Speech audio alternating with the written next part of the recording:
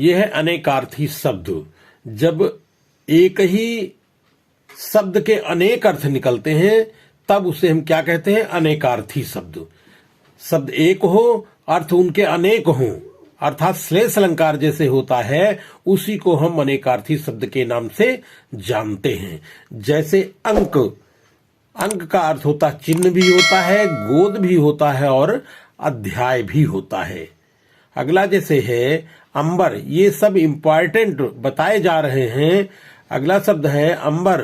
अंबर का वस्त्र भी होता है, बादल भी होता है और कपास भी होता है। अगला शब्द है अर्क। अर्क का अर्थ होता है सूर्य। अर्क माने सूर्य भी होता है और काढ़ा भी होता है, और एक पौधे का नाम है अर्क। ये जितने भी अनेकार्थी शब्द बताए जा रहे हैं, ये परीक्षा उपयोगी अनेकार्थी शब्द बताए जा रहे हैं। अगला है जैसे अज। अज का अर्थ होता है बकरा, और अज दशरथ के पिता का नाम भी अज था, और अज कहते हैं ब्रह्मा को भी अज कहा जाता है। तो अज का अर्थ बकरा है, दशरथ के पिता का नाम भी अज है और ब्रह्मा भी है। द्विज का अर्थ होता है 2 बार जन्म लेने वाला। जैसे पक्षी को भी द्विज कहा जाता है। जैसे पक्षी जो होता है वो पहले अंडा देता है और उसके बाद में अंडे से बच्चा होता है, तो उसे माना गया है कि 2 बार उसका जन्म हुआ।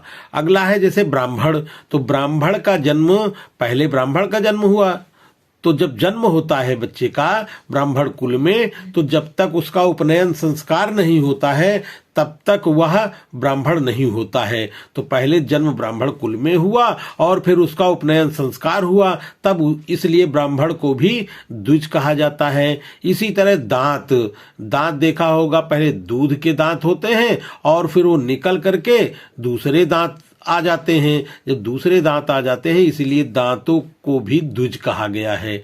तो पक्षी, ब्राह्मण और दांत। अगला शब्द है अर्थ। अर्थ का होता है अर्थ आकाश। अर्थ माने आकाश, और अर्थ माने धन, और अर्थ माने क्या प्रयोजन है। तो अर्थ का आशय होता है, अर्थ का अर्थ होता है धन, प्रयोजन और आकाश। अगला है अंश।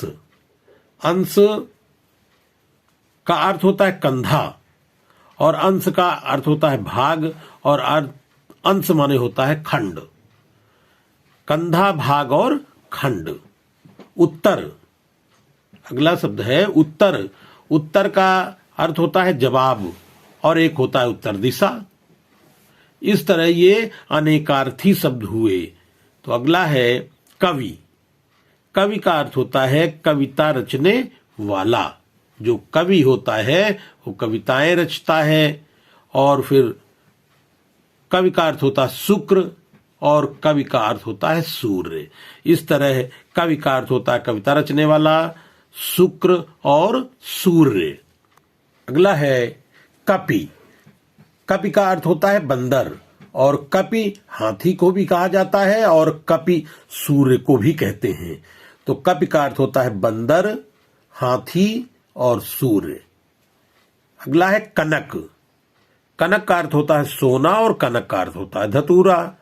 तो सोना और धतूरा ये कनक के अनेकार्थी शब्द हैं। अगला है जैसे जनक। जनक का अर्थ होता है पिता, जनक का अर्थ होता है जन्मदाता, और जनक का अर्थ होता है संस्थापक। तो पिता, जन्मदाता और संस्थापक जनक का अर्थ होता है।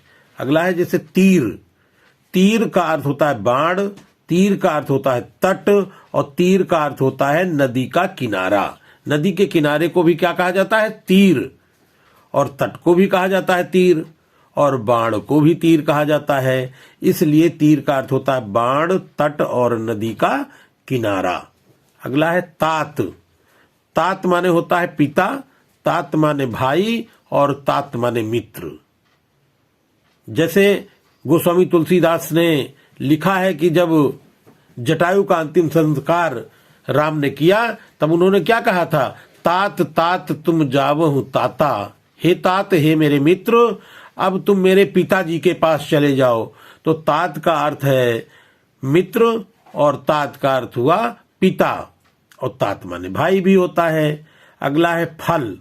फल का अर्थ होता है परिणाम। क्या फल है, क्या परिणाम है, और खाने वाला कोई भी फल। दूसरा है खाने वाला चाहे जो फल ले लिया जाए तो उसको भी फल कहते हैं, लेकिन फल का अर्थ होता है परिणाम और खाने वाला कोई फल। वर।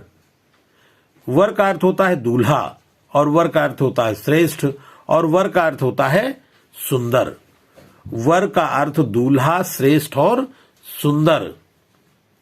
शिखा। शिखा का अर्थ होता है चोटी, नोक और आग की लपटें। शिखा का अर्थ होता है चोटी, और नोक भी होता है, तथा आग की लपटों को भी शिखा कहा जाता है। विहंग। विहंग का अर्थ होता है पक्षी, और बाण तथा सूर्य और चंद्रमा, क्योंकि आकाश में चलते हैं इसलिए इनका नाम विहंग है। पक्षी भी उड़ता है, बाण भी हवा में चलता है अर्थात आकाश में, और सूर्य और चंद्रमा को भी विहंग कहा जाता है। अगला है सारंग। सारंग का अर्थ होता है सांप, सारंग का अर्थ होता है मोर, और सारंग का अर्थ होता है बादल। सारंग के बहुत सारे अर्थ होते हैं, जैसे एक दोहे के माध्यम से हम आपको बता रहे हैं कि सारंग ले सारंग चलियो, कि सारंग पहुंचो जाए, जो सारंग सारंग कहो तो सारंग मुख सो जाए। पहले सारंग का अर्थ है सारंग ले सारंग चलियो। सारंग माने होता है मोर, दूसरे सारंग का अर्थ है सर्प, और तीसरे सारंग का अर्थ है आकाश। एक मोर सर्प को मुंह में दाब करके आकाश की ओर उड़ता है, तो सारंग ले सारंग चलो कि सारंग पहुंचो जाए। आकाश में माना पहुंचा, तो सारंग पहुंचो जाए, जो सारंग सारंग कहो।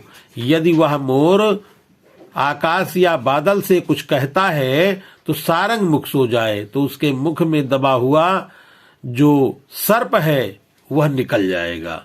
इस तरह सारंग के अनेक अर्थ होते हैं। और भी दूसरा दोहा है सारंग से ही कि सारंग नैनी सारंग बैनी, सारंग ले चलो सारंग को, हर हार आहार को धक्क लगे, सारंग पुचकारत सारंग को। इसमें जितने भी सारंग शब्द आए हैं सारे सारंग के अर्थ अलग अलग हैं। जैसे सारंग नैनी, सारंग का पहले सारंग का अर्थ है स्त्री, और दूसरे सारंग का अर्थ है सारंग नैनी सारंग बैनी, कोयल, कोयल के समान बोलने वाली, मृग के समान नेत्र वाली। सारंग नैनी सारंग बैनी, सारंग ले चलो सारंग को। तीसरे सारंग का अर्थ है दीपक। तो पहले सारंग का अर्थ है सारंग नैनी, मृग के समान नेत्र वाली अर्थात मृग।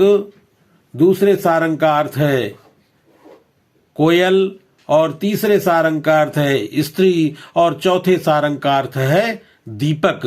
तो सारंग ले सारंग, सारंग नैनी सारंग बैनी, सारंग ले चलो सारंग को।